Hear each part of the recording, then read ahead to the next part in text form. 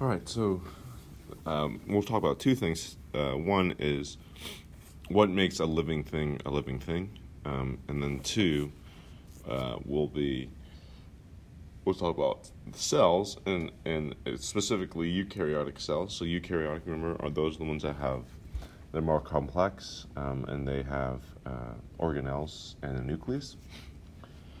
But first, let's talk about the characteristics of life. So, how do we know that something's alive? Well, there are 7 things here that prove, like, how do you know, for example, how can you say that a rock is not alive and like a frog is, right? And so here are things that a rock or something that, like a piece of dead wood or something, they're not doing these 7 things. First, they can respond to the environment. They're made up of cells. They have metabolism. So metabolism is just the way you break things down for energy, right? Like, so if you eat carbohydrates or something like that, that gets broken down into energy. So that's metabolism. Homeostasis is, we call them stable inner conditions. Another way is, like, when you get hot, you start sweating, right? And so that's a way to cool yourself down, like dogs start panting. And so homeostasis is a way to kind of keep your body in balance or at a stable temperature. Or there's other things that you want to keep. For example, if you start, if your body gets dehydrated, you feel thirsty, right? That's your body's way of, like, hey, we need to get back into kind of our normal conditions. Heredity, we can pass on our traits, so our kids kind of look like us. We reproduce, and we grow, and we develop, right? And so these are all characteristics of life. When you look at a rock,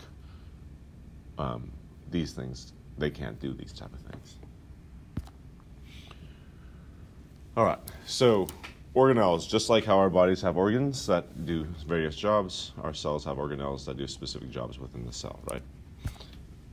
And so we can do this activity, but if you order something on Amazon, we can think about the process of getting the item to you. So what happens, you click and you order it. Amazon in their warehouse gets the package or whatever you ordered. They ship it to you and then send it to your house, right? And so just like there's a process of shipping orders to you, there's also a process in your cell that occurs. And so as we go through these different organelles or these different items in the cell, we can kind of relate them to an Amazon ordering process. So let's start with the nucleus. So the nucleus is the brain, right? And so it's where it stores the genetic information, sends out commands to the cell. And so this is kind of like the center command. You can almost think of it, as almost like the computer system within Amazon. So Amazon receives an order and it tells the warehouse, okay, you guys need to go grab something or get this package and send it to this area, right? And so Amazon has these huge computers that can do these type of processes. So that's the nucleus. All right, the ribosome is where the proteins are made. So the ribosome, basically, they get the command from the nucleus, and then what they do is they create protein.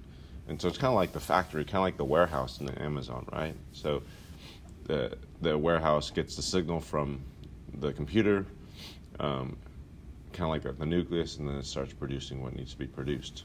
Well, somebody needs to transport that protein, right? And so this is kind of like the shipping company, FedEx. I don't know who ships for Amazon. Sometimes the Postal Service, right? But they separate and pack all the proteins and materials, and so they can basically send it out. So in the plasmic reticulum, also known as the ER, that's the shipping company. You have rough and smooth. So the rough basically is covered in ribosomes. The smooth is not covered.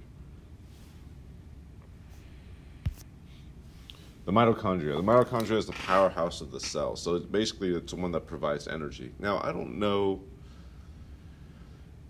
It's kind of a tough, when we talk about the analogy of the Amazon shipping company, I don't know, what do you guys think the mitochondria could be? Maybe like the people, the workers? Because they're the one providing the power to, like, get the process done.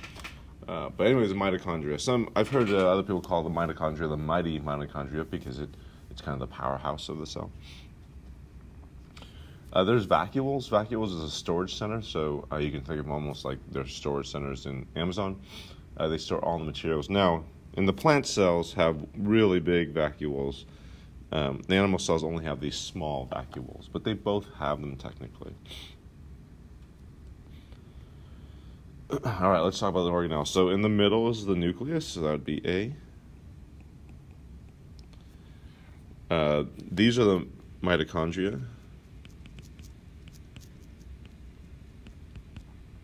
D is kind of like you have ones that are smooth, there's no ribosomes, and then you have ones with ribosomes, so that's what we call the endoplasmic reticulum. I'm just going to put ER for endoplasmic reticulum. And these small things, those are the kind of the workers, right? And so those are the ribosomes. Ribosomes are actually really small, so they can be free, floating in this area is called the cytoplasm, or they could be stuck on the endoplasmic reticulum. So there are organelles only for plants, and so these are only for plants. And so the plants have cell walls, so that provides structural support.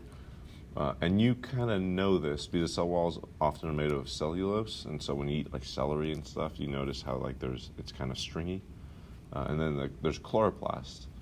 And so this is the place where glucose is made. So if you think about it, in an animal, how do we get our glucose? Well, we eat it, right? But plants can't really eat anything, and so they have to make their sugar from something else, because you need sugar to build macromolecules and that kind of stuff. And so they make the sugars in the chloroplast. And then within the chloroplast is chlorophyll, which makes it look green. All right, so plant versus animal. So if we say there's plants, animal, well, they both have nucleus. They have a mitochondria.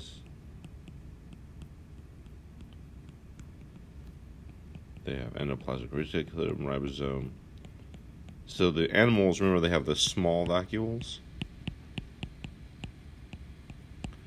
and a plant has a large vacuole. But remember, there's two other things that plants have. Remember, they can't get sugar by themselves, so they need chloroplasts, as well as they have cell wall. But it kind of makes sense for plants to have cell wall because they sit there, right? It's not like they have to move around and run around or be able to move for whatever reason. So it's okay for them to be rigid, like have really, really strong structure. But in fact, that's necessary for animals. If you want to move around, that kind of stuff, you don't want a cell wall because you kind of want to be more active, right? If you're, I don't know, a tiger or something, you don't want rigid cells. You want things that are going to be a little smoother. Okay.